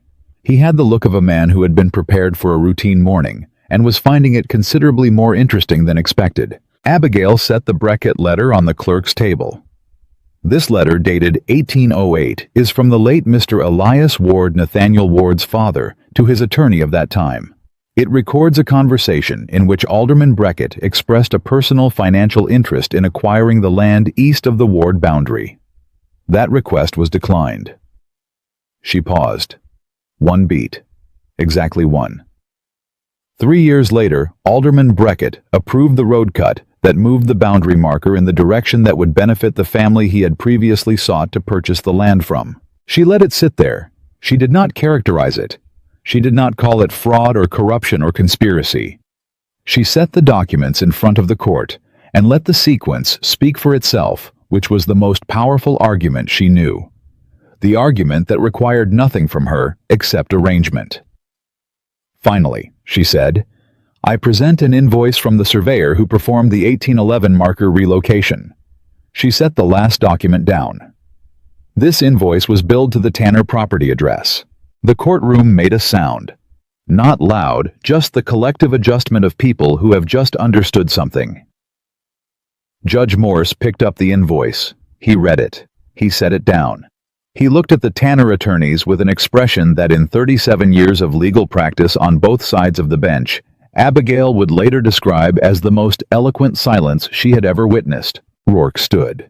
He had been very still during her presentation, the stillness of a man recalculating at speed. Your Honor, the provenance of these documents. Miss Mercer, the judge said. The Road Commission memo. Where was this located? In the County Road Commission Records Office. Your Honor. Filing Cabinet 4, Eastern District Roads 1811 through 1815. It has not been removed, transferred, or altered. The clerk of that office is available to confirm its presence and condition. Mr. Rourke. The judge looked at him. Have you reviewed this memo? A pause. The pause of a man choosing between two difficult answers. I was not aware of its relevance to the current matter. Were you aware of its existence? Another pause, shorter but heavier. I was aware that Road Commission records from that period existed, Rourke said carefully. The judge looked at him for a moment longer than was comfortable. Then he looked at the documents on the clerk's table. Then he said in the tone of a man who has made a decision and is proceeding from it, We will take a 30-minute recess. The corridor outside the hearing room had the specific atmosphere of a place where people were pretending not to be listening to each other. Nathaniel stood beside Abigail against the wall and said quietly, The invoice. Yes, she said. That was the piece. It was the last piece, she said. The others established the sequence. The invoice established the connection. Where did you find it? Your contact in Richmond, she said. He didn't know what it was. He sent it because it had the Tanner name on it, and he thought it might be relevant. She paused. It was very relevant. He was looking at her with the expression she had stopped being able to categorize, the one that lived somewhere between what she recognized and what she refused to name. When the judge comes back, he said. What happens? He rules on admissibility of the documents, she said. If he admits them, which I believe he will, Rourke's case collapses. The Tanner boundary claim rests entirely on the 1811 marker position. If that position is established as the result of an undisclosed potentially interested party's administrative action, the settlement basis is compromised. And Beckett. That's not today's question, she said. Today's question is your land.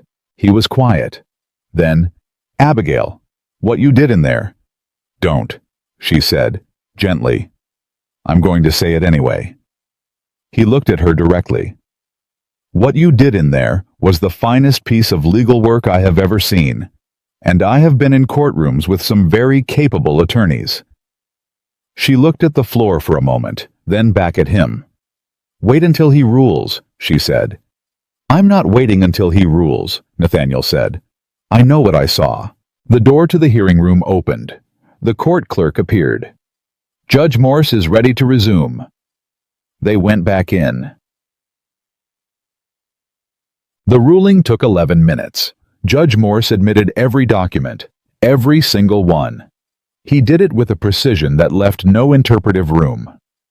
Each document named, each identified by its origin, each admitted on the record with the specific notation that its provenance had been confirmed and its relevance established. When he finished the admissions, he looked at Rourke's table. Mr. Rourke, he said, in light of the admitted evidence, does the Tanner legal team wish to request a continuance to prepare an amended response? Rourke looked at his client. Gerald Tanner was a heavy-set man in his 50s who had spent the morning with the expression of someone watching a building collapse from the inside. He said something very quietly. Rourke turned back to the judge. Your Honor. Rourke said the Tanner legal team wishes to propose a settlement discussion. The room shifted. Abigail kept her face still. Nathaniel beside her was completely motionless. A settlement, the judge repeated. In the interest of resolving the boundary question without further, Mr. Rourke, the judge said. The boundary question, as you put it, has been addressed by the evidence before this court. If your client wishes to propose a settlement, he may approach Mr. Ward directly. This hearing will proceed. It took another 40 minutes. At the end of those 40 minutes, Judge Morse ruled that the 1811 marker relocation was improperly undisclosed during the 1812 settlement negotiation, that the Tanner boundary claim, as currently constructed, was therefore without valid foundation, and that the Ward estate's eastern boundary was to be considered established at the 1803 survey position as recorded in the original deed. 4,000 acres saved. The tenant families on the eastern parcels, all 7 of them, the ones who had stayed could stay. The Hollis family 3 miles south could come home if they wanted to. Nathaniel did not make a sound when the judge ruled. He sat completely still for a moment, and then he turned to look at Abigail, and his expression was not triumph. It was something simpler and heavier than triumph, the look of a man who has been carrying something very large for a very long time, and has just been permitted to set it down. She looked back at him. Well, she said, quietly. Well, he said. Rourke was already gathering his papers. He did not look at Abigail as he left. She did not require him to. The documents on the clerk's table were their own conversation, and it had concluded in the only way that mattered. Outside in the corridor, 2 of the county attorneys who had attended the hearing were talking in low voices. She caught 2 words as she passed Remarkable and Mercer, and she kept walking, because the corridor was not the place, and the day was not over, and there was still a ride back to Harper's Crossing, and a note to write to Pike, and a dozen things to do before she could sit down and let herself feel the full weight of what had just happened in that room. Nathaniel caught up with her at the door. Clara is going to be insufferable about this, he said. Abigail stopped, looked at him. He said it with the specific, careful delivery of a man who had practiced humor less than he had practiced most things, and was attempting it now because the moment seemed to require something lighter than what he was actually feeling. She almost smiled. Clara is going to say I told you so approximately 6 times before I get through the door. What did she tell you? That the case was solid, Abigail said. That the invoice was the piece. That I should eat more than bread and tea. She looked at him. She was right about all of it. She sounds like a formidable woman. She is, Abigail said, She learned from a formidable woman. Something crossed his face. She had given him that, and she had meant to, and she did not take it back. He held the door open for her. She walked through it into the September morning, the air already thinner than it had been a month ago, the first suggestion of autumn cutting through the summer heat like a page turning, and she did not let herself think yet about what came next. She thought about her father's desk. She thought about the road commission records and the surveyor's invoice and the way Daniel Kress had remembered the marker move, with the clarity of someone who had done something he hadn't quite understood at the time. She thought about 4,000 acres and 7 tenant families and a man who had listened when most men talked. She thought about a file full of letters that she had been not examining for 7 weeks, and somewhere behind all of it, quiet and certain, the way only true things were, she knew that the part of this story that was about the land was over. Clara said, "I told you so 7 times, not 6. Abigail counted. She arrived at the office late in the afternoon, still carrying the leather case, still in the dress she had put on before dawn, and Clara took one look at her face and said the first "I told you so" before she had even closed the door behind her. By the time Abigail had set the case on her father's desk and sat down in the chair, there had been 3 more. The 7th came when Abigail finally told her about the invoice, the surveyor's invoice billed to the Tanner property, and Clara put both hands flat on her own desk and said with the particular satisfaction of a woman who had been right about something important, "I told you the Richmond contact would deliver." "You told me to trust the process," Abigail said. "Same thing." Abigail looked at the ceiling, then at her hands, then at the leather case on the desk, which still contained everything, all 41 pages of the brief, all the documents, the Breckett letter, the road commission memo, the invoice, all of it, and which she was going to have to unpack and refile and organize, because organization was what you did after a thing was finished. It was how you marked the end of it. "He stood up," Abigail said. Clara paused her reorganizing of the supply shelf. "Ward, when the judge asked who represented the estate, he stood up before I could say anything and introduced me to the court." She paused. "He said it without hesitation." Clara was quiet for a moment. "Abigail." "I know," she said. "You have a file full of letters. I know, Clara. And you keep calling it a file, Clara." She said it without heat, just firmly. "The way you said things to people who loved you and were therefore allowed to push, but only to a point." Clara returned to the supply shelf. "The gossip hasn't stopped," she said after a moment. The way she said it told Abigail she had been holding it since she walked in.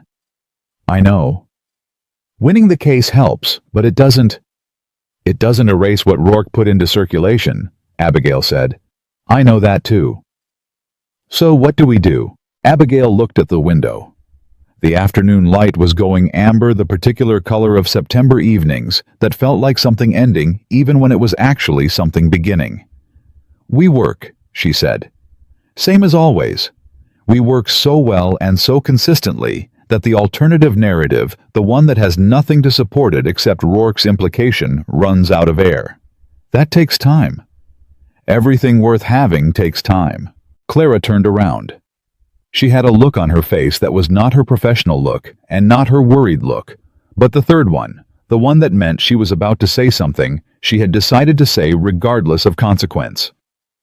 "And Nathaniel Ward," she said. "Does that take time too?" Abigail picked up the leather case and began to unpack it. "We are unpacking documents," she said. "That's not an answer. It's the only one I have right now," Abigail said. And she meant it. Because the honest truth, the truth she had been putting in that file for 2 months and had not fully examined even now, even after the invoice and the judge's ruling and the corridor outside the hearing room and the way he had held the door for her, the honest truth was that she did not yet know how to hold both things at once. The work and the feeling. The independence she had built from grief and necessity and stubbornness, and the man who had slowly, and without announcing it, become the person she most wanted to tell things to. She did not know how to hold both. She was still figuring out whether she had to choose. The letter from Mrs. Lydia Ashford arrived 4 days later. It was not what Abigail expected. She had expected, if anything came from that quarter, either silence or something social and carefully non-committal, the kind of correspondence that influential women sent when they wanted to maintain access to all parties in a situation without committing to any of them. What she got instead was 2 pages handwritten direct. Miss Mercer, I have made inquiries as I do when I become aware that my home has been used as a stage for something I did not intend to host.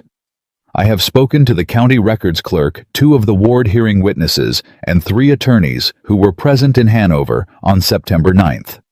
The picture that emerges is not the one Mr. Rourke painted at my dinner table. I wish to correct the record to the extent that I am able to do so. I am hosting a small gathering on the 22nd. I hope you will attend. Not as Mr. Pike's guest this time, as yourself. Abigail read it twice. Then she handed it to Clara without comment. Clara read it. Her expression did exactly what Abigail had expected it to do. She's going to rehabilitate you, Clara said. She's going to try.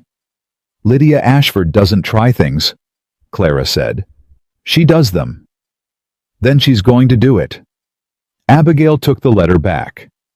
Which means Rourke has lost his most useful propagandist. Which means the story changes, Abigail said. Not overnight, but it changes. She wrote back to Mrs. Ashford the same afternoon, accepted the invitation, thanked her without effusiveness, because effusiveness would have been wrong for both of them. Said she looked forward to the conversation. Then she wrote to Nathaniel, not about the Ashford letter, about the Hollis family, the tenants who had left in April, the ones he had helped relocate 3 miles south. She had been thinking about them since the ruling, about what the ruling meant for them, about whether anyone had told them they could come back. Mr. Ward, have you written to the Hollis family? They should know the boundary is settled. If it would help, I can draft the letter. His reply came the next morning, and it was longer than usual. I have already written to them. They are coming back the 1st of October. Mrs. Hollis has 3 children, and the youngest has been asking when they could go back to the garden she left behind. I did not mention you in the letter, though I wanted to. I thought perhaps you would prefer that I didn't. I am learning, Miss Mercer, to think about what you would prefer before I act. It is taking some adjustment. N.W. She read it at the desk, then she read it again. Then she put it in the file. But this time, before she put it away, she held it for a moment and let herself read it a 3rd time, not to extract information from it, not to assess its implications, but simply because she wanted to.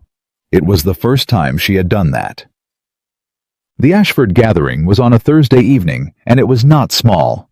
Mrs. Ashford's definition of small, Abigail had come to understand, was any gathering that did not require a second drawing room. There were 14 people when Abigail arrived, and by 8 o'clock there were 22, and every one of them knew about the ward hearing because Mrs. Ashford had apparently spent the preceding 10 days making sure they did. Not all of them were friendly. 2 county attorneys acknowledged her with the minimal nod of men who had not revised their position, but did not wish to be seen publicly opposing Mrs. Ashford. One woman, the wife of a Richmond merchant, someone Abigail had never met, stopped her near the fireplace and said with the particular brightness of someone who has rehearsed a compliment, "I heard you argued a boundary case before Judge Morse. Is it true you won?" "The documents were compelling," Abigail said. "Is it true you argued it alone, without the licensed attorney?" "The brief was prepared by Mercer and Pike," Abigail said. "I presented the records." The woman smiled. It was a real smile, not a performance. "My husband has a property matter in Frederick County," she said. "He's been looking for representation." Abigail held very still. "We'd be glad to discuss it," she said. It was, she would later tell Clara, the most important conversation she had all evening. Not because of what it meant for the practice, though it meant a great deal, but because of what it meant for the story. Stories shifted when the people telling them found a better one. A woman who had defended a man's honor in a scandal was one story. A woman who had saved a man's estate and was now taking new clients was a different one. The second one was more interesting and more useful, and Mrs. Ashford had clearly decided to sponsor it into circulation. Nathaniel arrived at 8:30. She had not known he was coming.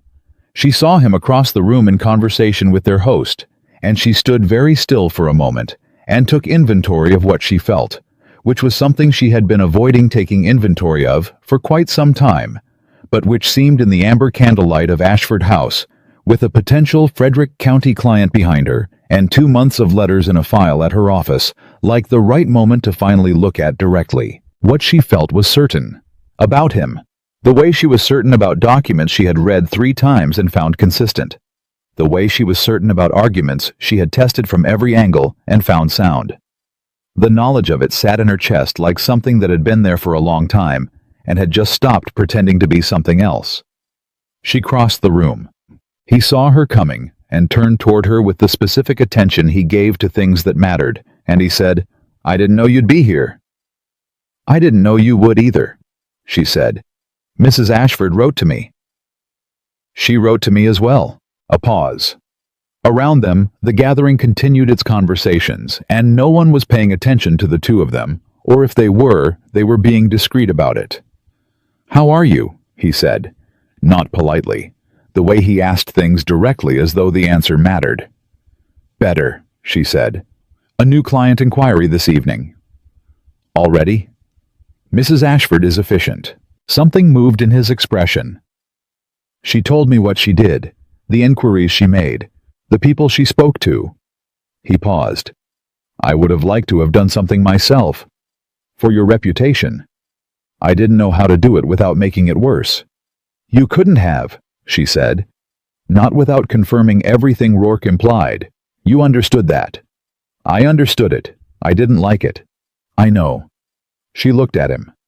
"What you did in the courtroom was the right thing, Nathaniel." It was the first time she had used his given name. They both heard it.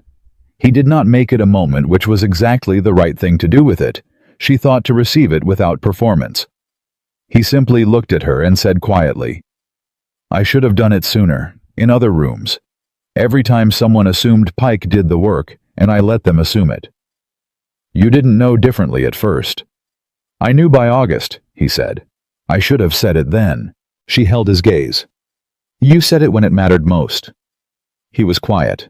Then, "Can I call on you at the office? Not about a case." She looked at him. The man who had called her Mercer's daughter in July.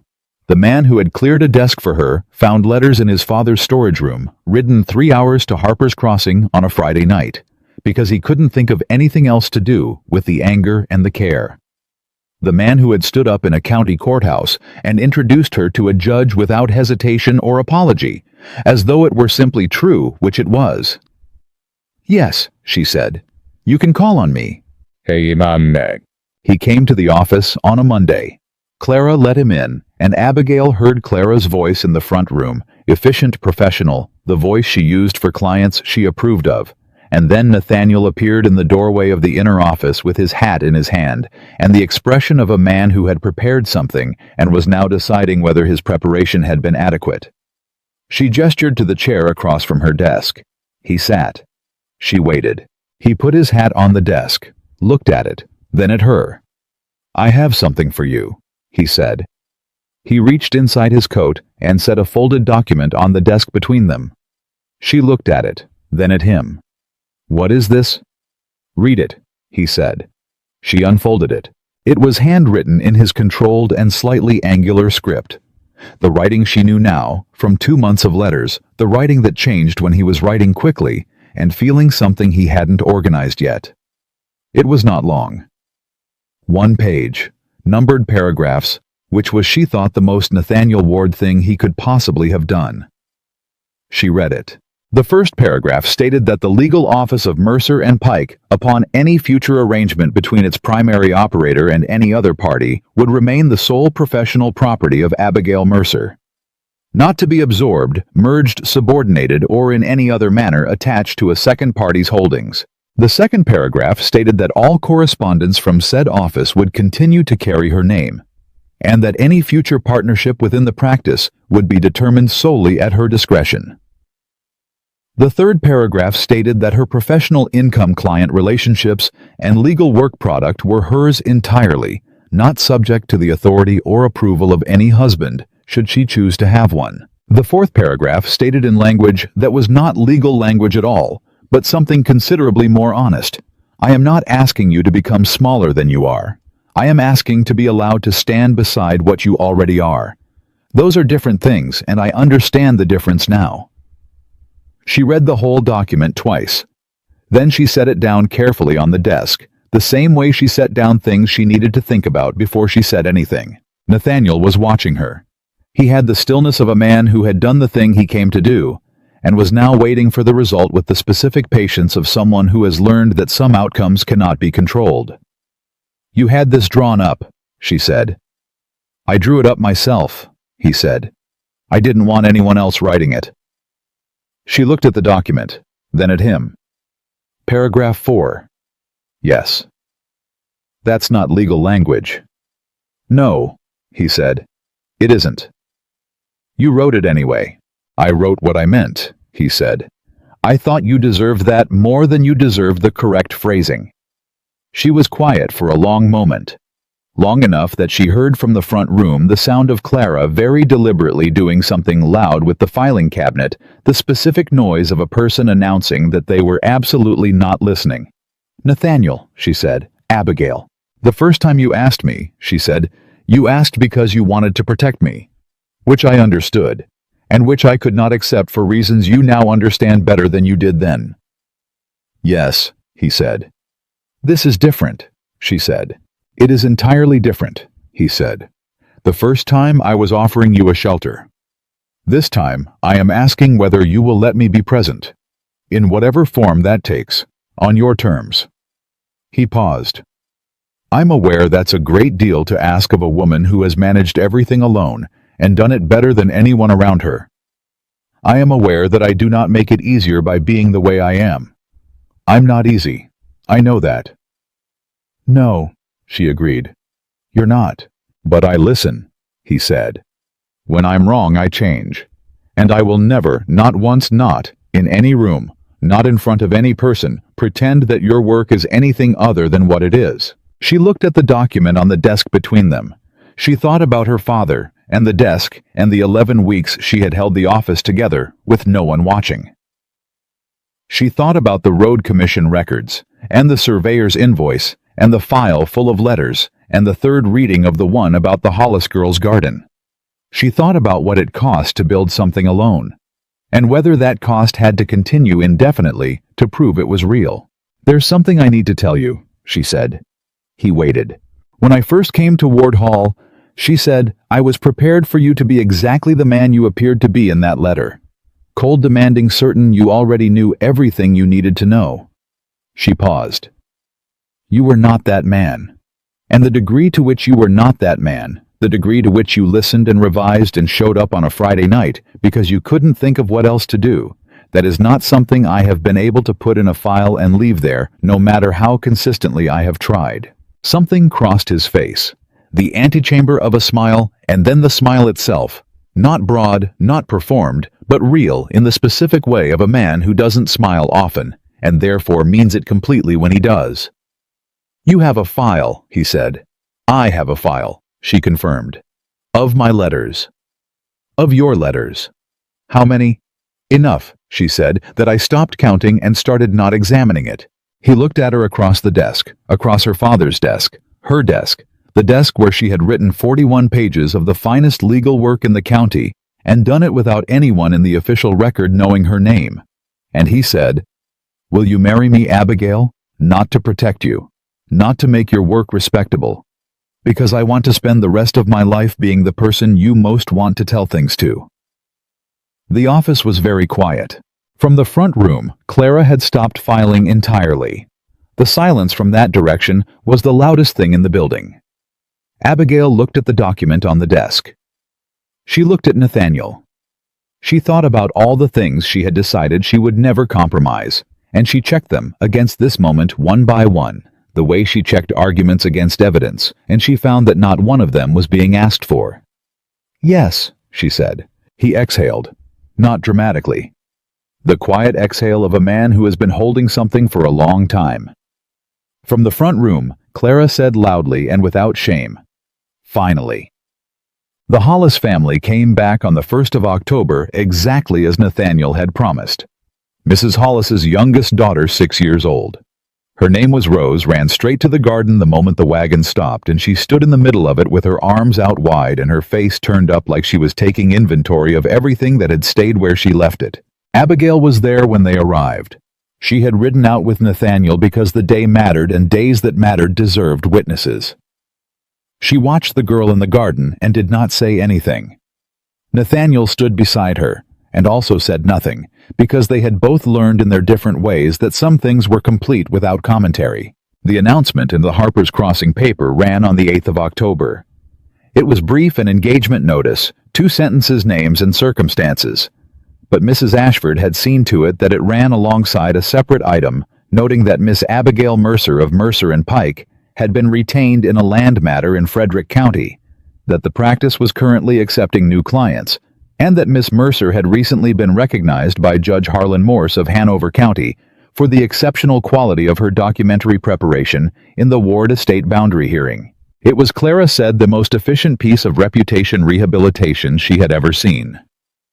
"Mrs. Ashford is efficient," Abigail said. "You said that before." "It bears repeating." The Frederick County matter was followed within the month by 2 more inquiries, one from a widow in Richmond who needed a property settlement reviewed, one from a merchant in Washington City who had heard through channels he declined to specify that Mercer and Pike was the practice to engage if you wanted someone who would actually read your documents. She read all their documents. She always read everything. On the morning of the wedding, which was the 2nd Saturday of November, with the Virginia hills gone copper and bronze outside, and the air sharp enough that you could feel winter thinking about arriving, Abigail sat at her father's desk for the last time as a woman with only her own name above the door. She was not melancholy about it. She had thought she might be had prepared for the particular grief of transitions. But the grief didn't come because the desk was still hers. The office was still hers. The work was still hers. She was not giving anything up today. She was adding someone to what already existed. That was the difference. That had always been the difference. And the man waiting for her in the front room understood it. She picked up the file. She opened it one last time and looked at the letters, 8 of them in chronological order. From "I require your presence at Ward Hall" to "I am asking whether you will let me be present." And she held the last one for a moment, the way she had held it the first time she let herself read it more than twice. Then she closed the file, set it in the drawer, locked it. She stood up, picked up her coat, and walked into the front room where Nathaniel was standing with his hat in his hand, which was where he always was when he was waiting for her. Hat in hand, fully present, not performing patience, but actually having it. And he looked at her, the way he had looked at her across every room they'd been in together since July, with the attention of a man who had stopped pretending not to notice. "Ready," he said. "I've been ready," she said. "I was waiting for you to understand the terms." Something moved in his face. "And now the terms are in writing," she said. "In your handwriting, in paragraph 4. He almost smiled. Then he did smile. The real one. "Shall we?" he said. She took his arm, and she walked out of the office into the November morning legal papers in her coat pocket, because there was the Frederick County matter, and the Richmond widow's settlement, and 2 new inquiries that needed responses by week's end. And she thought about her father and the desk, and the girl she had been at 18, reading briefs under the lamplight, while her father explained that the law was not about winning. It was about understanding the ground so completely that the other side ran out of solid places to stand. She had understood the ground. She had always understood it. And when Elias Rourke passed them on the courthouse steps that afternoon, because it was a small county, and small counties did not offer the luxury of never seeing the people who had tried to undo you, he looked at them and then looked away, which was the only concession a man like that was capable of making. And it was enough. It was more than enough. Abigail Mercer had not become powerful because Nathaniel Ward had chosen her. She had become impossible to ignore the day she walked into his office in a rain